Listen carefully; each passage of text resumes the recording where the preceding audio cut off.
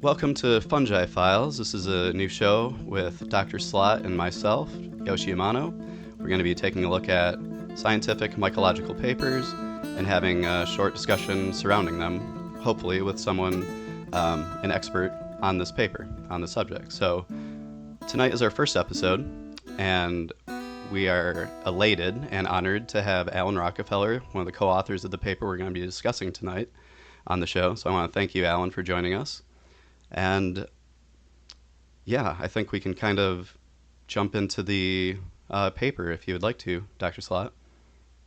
Absolutely. Let's go right at it. So the paper that we chose to discuss today is a description of two novel species from Southern Africa and some notes on African traditional hallucinogenic mushroom use, which was really interesting to me from an ethnomycological standpoint that we've got some traditional use in Africa. The paper is by Brayton van der Merwe out of South Africa. And Alan Rockefeller, our guest today, is also a lead author on the paper. And I guess I'd just like to start out, Alan, asking what your role was in this paper. Yeah, so this paper started when somebody, I think her name was Daniela, she posted some really interesting psilocybes to a South African mushroom group. And we were like, wow, that's a new species. It kind of looked like a witch's hat. And so she was able to send some samples to Brayton, and he was able to study it and sequence it. And so my role was to help write the paper and also help with the phylogenetic trees. All right, so that witch's hat looking mushroom, I guess you're talking about Psilocybe maluti. Is that Yeah, ended up being Psilocybe maluti. and that morphology is what we call secotioid, right? So Yeah, so if the you can describe that a little. cap never opens up. It's kind of like a puff ball on a stick. And so there's a few different mushrooms that do this, and three or four of them are psilocybes. But you also see this kind of cap formation in Agrasabe or Conosabe, Pineolus. A bunch of different genera can do this. And it's maybe an adaptation for dry weather, because if you have gills that are open and exposed, then the cap can dry out much more easily. So if you keep the gills all wrapped up inside the cap, then you never really have as much of a problem with the whole thing drying out before it can make its spores. Now, this paper talks a bit about the hypotheses of the secotioid form being involved in animal dispersal. So they talked about how Psilocybe weareroa in New Zealand may have potentially, it's been hypothesized to have evolved as uh, a bird attracting fruit, a fruit-eating bird attracting mushroom that may have enhanced its spore dispersal. Can you Yeah, can you a talk a lot little of bit? stuff in New Zealand has evolved to attract birds. So birds are really good dispersal method, but I'm not totally sure that that's correct. Just because you don't find Psilocybe aurora anywhere else, like Australia or anything. So, if it is being eaten by lots of birds, maybe they don't visit Australia too often. But there's a lot of plants in Australia and New Zealand that are clearly attracting birds.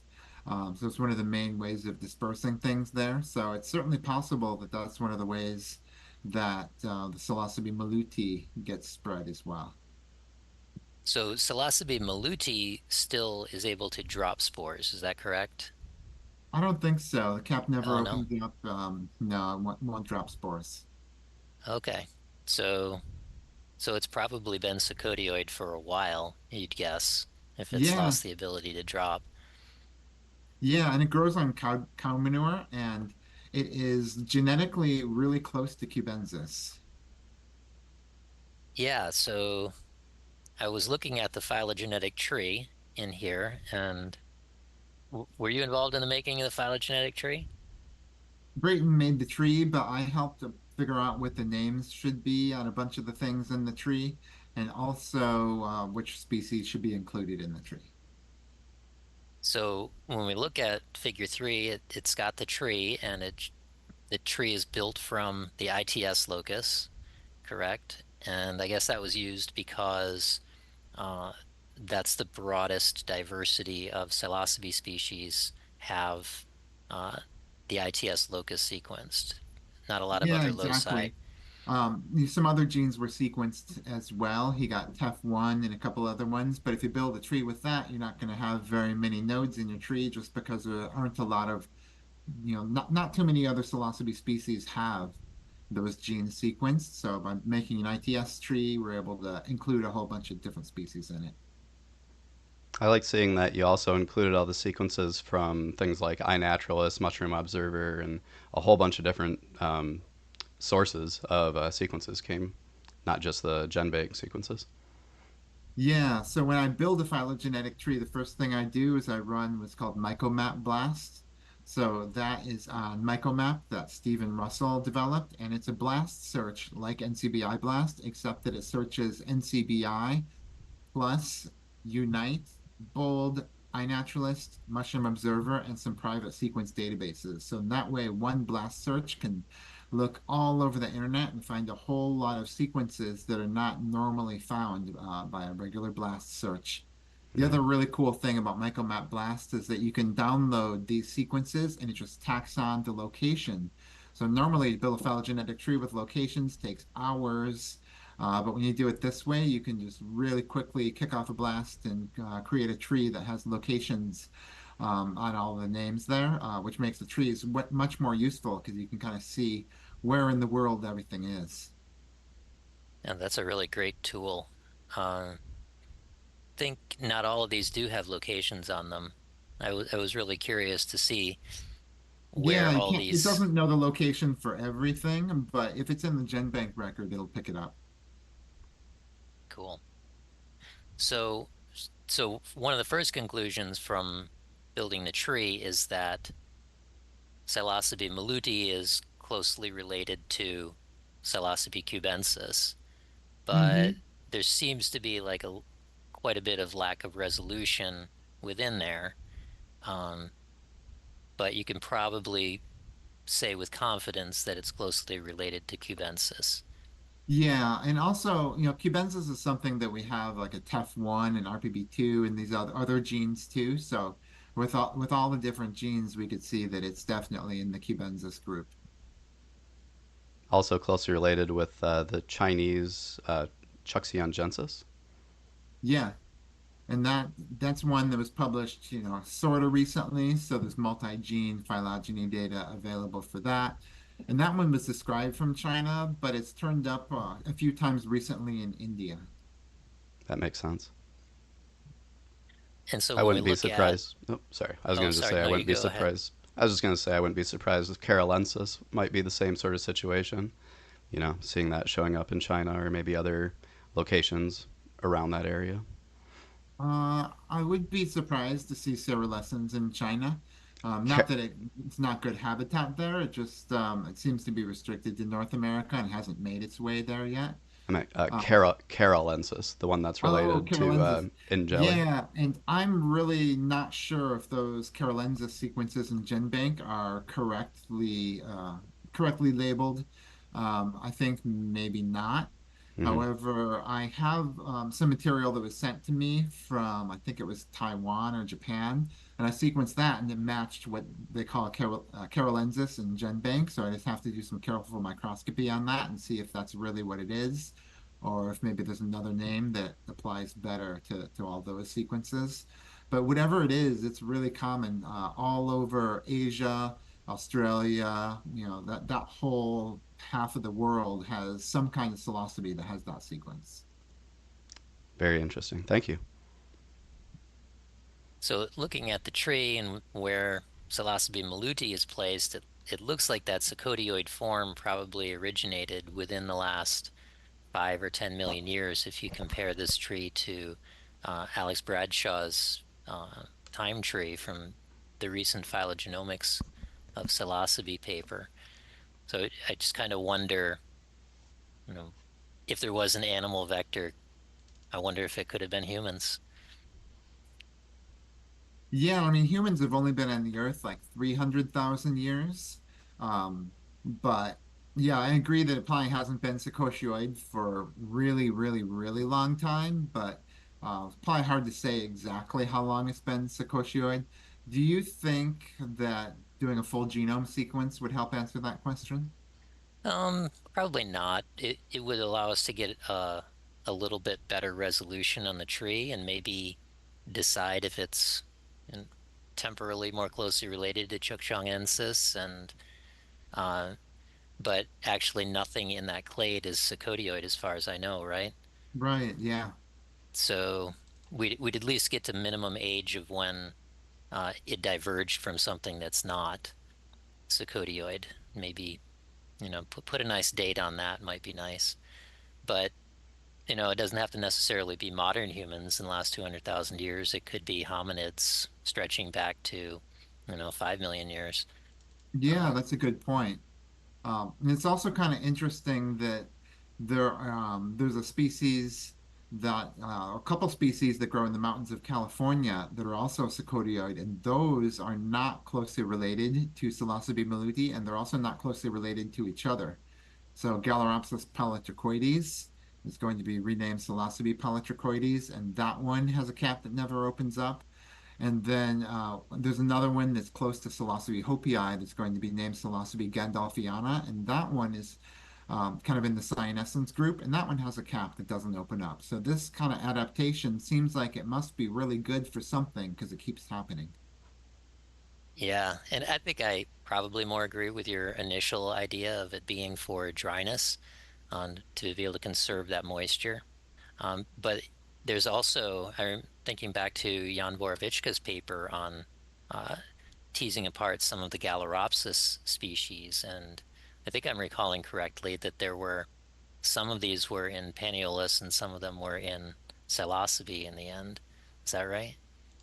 Um, haven't seen the paper you're talking about, but I do know that the type species of Paniolapsis ended up being in Paniolus. That was Claudio Angelini's work. Um, and so Paniolapsis is no more. Um, but I don't think anyone else has published on the psilocybes that don't open up yet. All right, cool. So we've been talking about Psilocybe maluti, uh, and that's actually the one that has the evidence for traditional use by indigenous peoples in the Kingdom of Lesotho. Do you know anything about that part of the study? Were you able to talk with anybody about that? Yeah, that's a really interesting part because there hasn't been a lot of documentation on psychoactive mushrooms being used by native people in Africa. And so we were originally going to call this species Psilocybe gandalfiana because it's shaped kind of like a Gandalf hat. And then Brayton found that there was another guy named Cullen, another co-author on the paper, who has been working with a lot of the indigenous people in Africa and found that they had been using it in their native rituals. So then we decided that instead of naming it this funny Western name, it would be nicer to name it after the mountain range that they occur. And so that's why we ended up calling it Psilocybe maluti. Um, but yeah, that part of the paper is pretty interesting because it says that they take this plant called bufane, and this plant has a ton of alkaloids, like a dozen different psychoactive alkaloids, and boil it with psilocybe maluti and then they kind of boil it down and make a resin and eat it. And then they will sit in front of a mirror and kind of like their shaman type person will interpret what they see in their mirror and they'll kind of diagnose health things and spiritual things and that sort of thing. So, the common wisdom of don't ever look in the mirror when you're tripping, they kind of flip it around and intentionally do that. Apparently, it gets intense. I bet. I thought that was extremely interesting.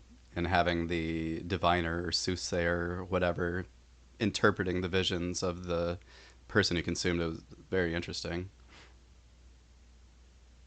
and very unique compared to like the other documented spiritual and shamanic type uses from Mexico and stuff like that. So I thought that was very, Yeah, very super interesting. unique. And then combining it with that other plant, you just wonder what kind of effects he would have because the other plant definitely known to be psychoactive, but there's not a whole lot that's been documented about it. But it's got so many different psychoactive molecules in it. I imagine it would change the effects profoundly. Yeah. I had a question Isn't specifically for you about that, so I'm glad you answered it without me asking. isn't that plant also used for like hunting, putting it on arrows or something? I, yeah, a hunting poison, it says, by a multitude of indigenous groups. So it's got to have some powerful stuff in there. Yeah, and the Wikipedia article on that plant lists some of the alkaloids that it has, and it wasn't anything that I really recognized. I think some of them fall into the tropane class, so maybe sort of like a belladonna datura type of thing, but there's a whole cocktail in that plant, so it's probably a really unique thing. And then, so that was one of the two ways that they described the mushrooms being used. So that was if I forget the exact name for this type of healer, but there are some healers who work with the patient directly, and the patient consumes the brew. And then there's the other type of healer who consumes the mushroom alone himself, correct? And then uh, experiences the vision as sort of like soothsaying. Is that Hmm. right? Yeah. And I don't really think that there is I don't really think that that would work in like in the traditional sense. Like if some people think that they can like sort of like communicate with other people telekinetically on psychedelics or something like that. And I personally don't believe in that stuff. I'll change my mind as soon as I see some evidence, but I would have to guess that the patient consuming the brew would be much more effective than the healer consuming the brew and trying to divine things about the patient just by consuming it. Isn't that sort of how Maria Sabina worked, though, as well? I don't think so. I thought that she was the consumer, and her visions were essential to the her role. I don't know much about Maria Sabina, but I thought everyone consumed them. Yeah, Okay, yeah, it's the patient and shaman, as far as I know, with the Mexican traditional use. got it. So that was Psilocybe maluti, but there was two new species here, and the other one was Psilocybe ingeli. Am I saying that right? Psilocybe ingeli? Well, Eh, I don't know if there's a wrong way to say it, but I've never heard it pronounced by somebody from that region. So I say Psilocybe ingeli, and I have no idea if that's how they say it in South Africa or not. maybe ingeli, for all we Could know. be. Yeah. So it turns out that that one is in section Zapotecorum, the best they can guess. Although again, with ITS, the resolution is not really good. And in the tree in figure 3, there's not really a support value that 100% nails it to section Zapotecorum. But I mean, it's hard to imagine it would end up anywhere else with that level of similarity, but maybe. Um, so So that's kind of interesting. We have a member of Clade 1 and Clade 2, both of which are used in the New World and distributed throughout the New World, although cubensis is maybe more recently in the New World, um, that are involved in, well, actually, ingeli does not have any known medicinal uses yet, I understand. But it's interesting to see Zapotecorum, something from that clade also coming up in Africa. Yeah, Yeah, and agreed. it's not the first Zapotecorum thing, that's been found on that side of the world. Psilocybe subcerulipes was the first one described, I think, in the late 1950s. And that one's all over Japan and Asia. And that's another landslide mushroom. They don't call it that, but it does grow in the landslide habitat.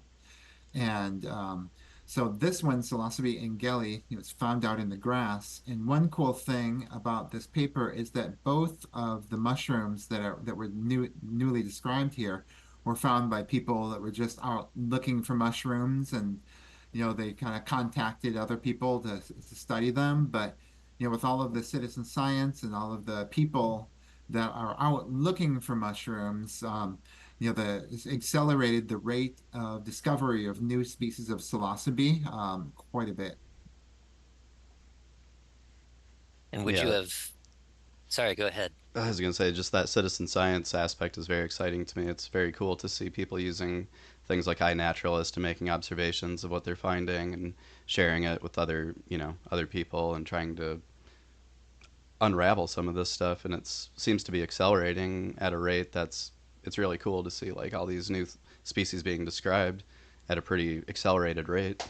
At least it seems like that to me. I don't know if it actually is. It just feels like a lot of stuff has been happening in the last few years. Well, I think that the citizen scientists are doing amazing work in psilocybe in particular. Um, so when you saw psilocybe and ingeli, uh, did you have any inclination that it would have been in Zapotecorum just by looking at it? Well, it reminds me a lot of Psilocybe subtropicalis. Okay. So that's one that we find in Mexico in grassy areas, and it's very similar, both macroscopically and microscopically. So and subtropicalis is also very closely related to Zapotecorum.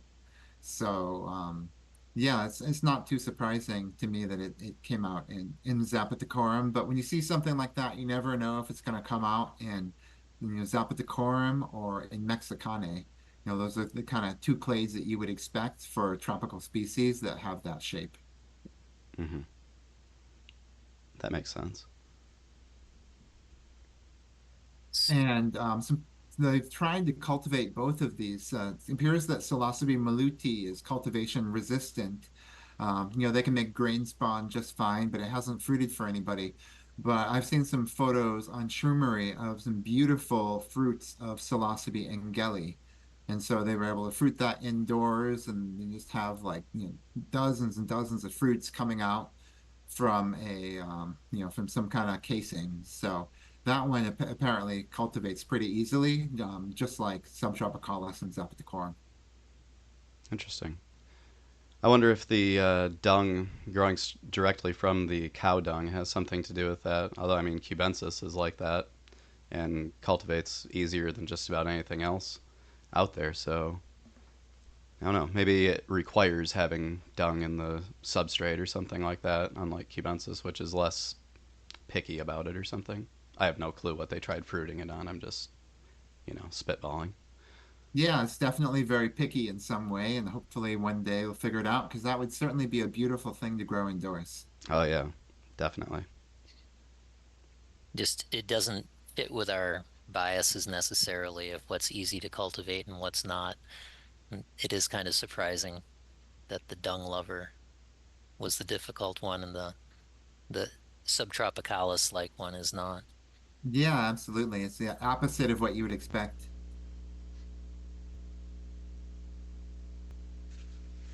Well, I was just thinking about the habitats. You're talking about subtropicalis, um, and in Galley, growing directly from grasslands. So like manure enriched grasslands where uh, cows or other ungulates and stuff have been grazing.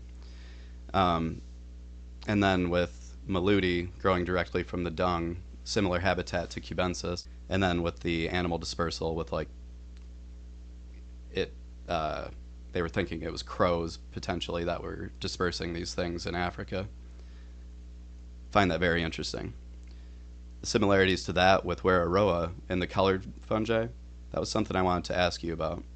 So it had mentioned different colored Warraroa that had potentially evolved to look like different types of fruits. I had never heard of that. The only Warraroa I had really seen before this were the typical whitish gray sort of color that you normally see. But as I looked at some of these other pictures that you had taken from New Zealand, I think it was fairly recently. They looked almost blue green, and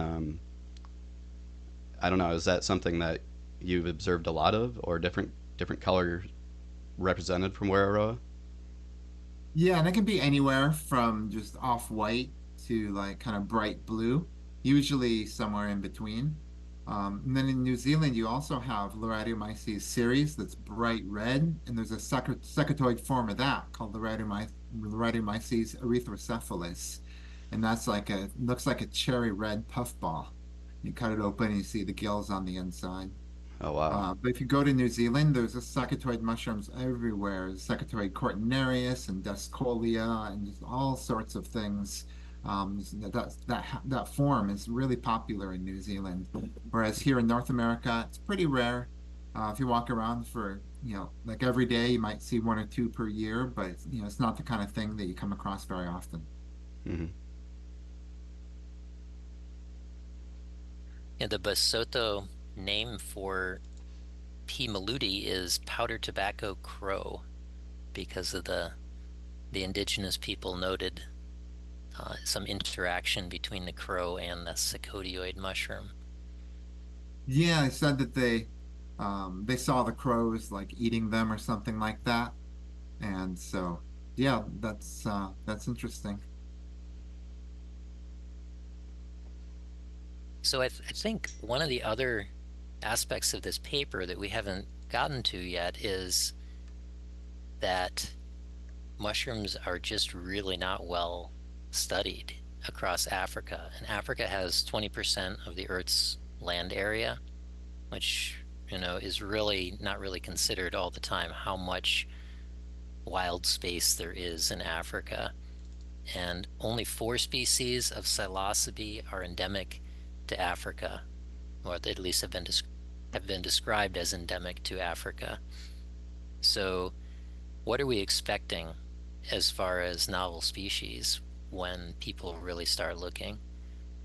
There's definitely quite a few there. There's one that looks kind of like Psilocybe ovoidiocystidiata, and I've put that in GenBank as Psilocybe CF subruginascens. And then there's another one that was recently described maybe 10 years ago from the Congo, Psilocybe congolensis. But when you look in the map of Africa, just the satellite view, there's a lot of very green forest there. So there's a lot to be discovered, and there's very, very little study, genetically of mushrooms from there. Pretty much everything I've ever sequenced from Africa turned out to be an undescribed species, although one person sent me a Psilocybe cyanescens from South Africa, and it was a perfect match to the epitite from Germany. So they do have cyanescens there. But I think there's a whole lot more psilocybe to be discovered. I would estimate at least a dozen are hiding out there, probably more. And then there's a lot of Paniolus and Gymnopilus. There's been a few psychoactive Gymnopilus described from Africa, and there's got to be a lot more. And then the Paniolus, there's been a couple species here and there described from Africa. Some of them are bluing. They have something that looks like Paniolus cinctulus, but gets a whole lot larger. They have some in subgenus Copelandia, and just, I think most of the Paniolus in Africa remain to be described. Well, that's going to be a really exciting future for us. Yeah, and So, if you look at like the other stuff there, they have boletes that are just like almost like out of this world. They look like nothing I would expect. They have russula that have a ring on the stem, so annulate russulas. They're just all sorts of things that you would just never imagine until you see them. Wow. Has there been much study done in Madagascar, Yeah, a lot of biologists go to Madagascar for specifically for fungi? studying things. Oh, Yeah. great. Yeah.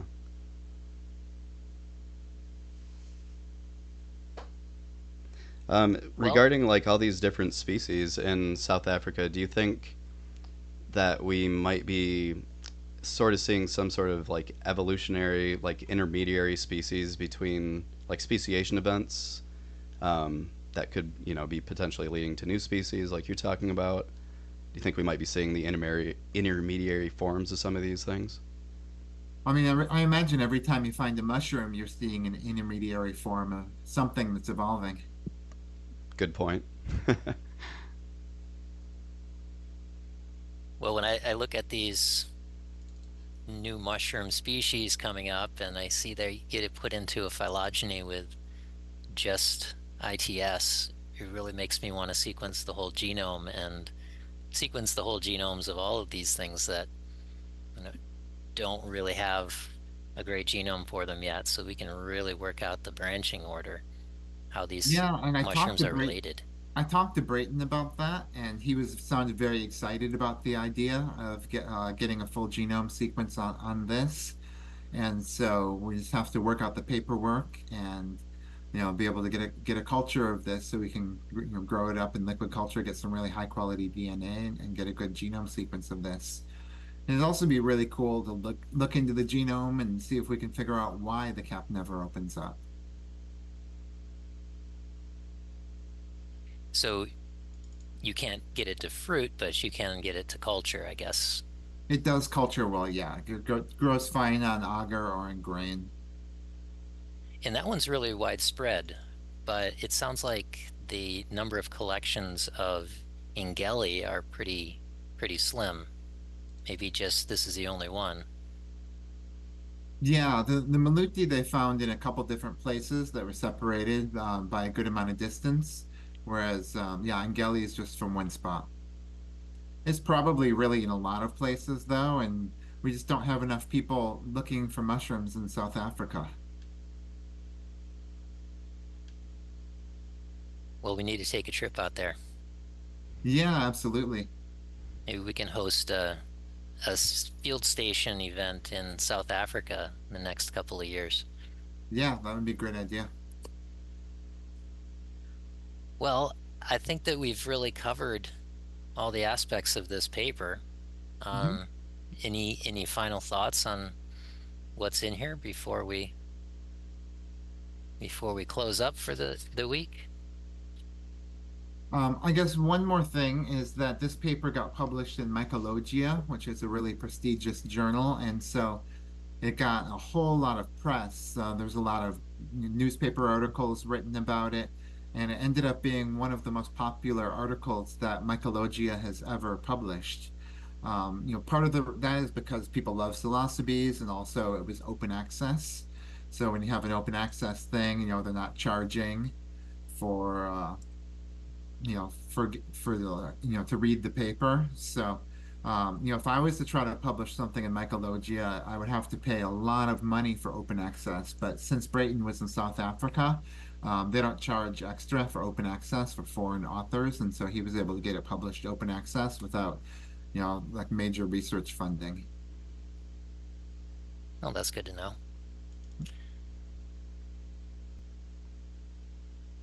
And I'm just got back from mushroom hunting. We got a ton of mushrooms here.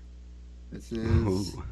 lots of Psilocybe cyanescens, Psilocybe pelliculosa, Psilocybe stuntzii, Galerina batipes, and Galerina marginata. Wow. So also got some really cool Mycena amicta over here. We got some bioluminescent Mycena, Mycena rorida, and some hygrocybe in here. So I'm over here making a whole bunch of spore prints, and mushroom season is really good in the Pacific Northwest right now. So today we're filming an episode with Mushroom Wonderland. So there'll be new Mushroom Wonderland video coming out pretty soon that'll have a whole bunch of footage from today. Sweet. Are you in Oregon today? Washington. I just So missed you. I was with Jordan the last week, oh and yeah, I saw I just Jordan left on yesterday Saturday. at the OMS fair. Nice. But yeah, we were hanging out in Portland yesterday, and then today we're just a little bit west of Seattle. Cool. Mhm. We didn't make it up to Washington, but we hit the coast 2 days. James, Jordan, and I, and found some pelliculosa, tons of semilanceata, and Ozerescence, Cyanescence. It was a really fun time. Wow, cool. Also found some enormous Panaeolus cinctulus, similar the same ones that James found last year on that horse manure pile at that like campground. I don't know if you're familiar with what I'm talking about, but they're No, I haven't gigantic. been there, but that sounds pretty cool.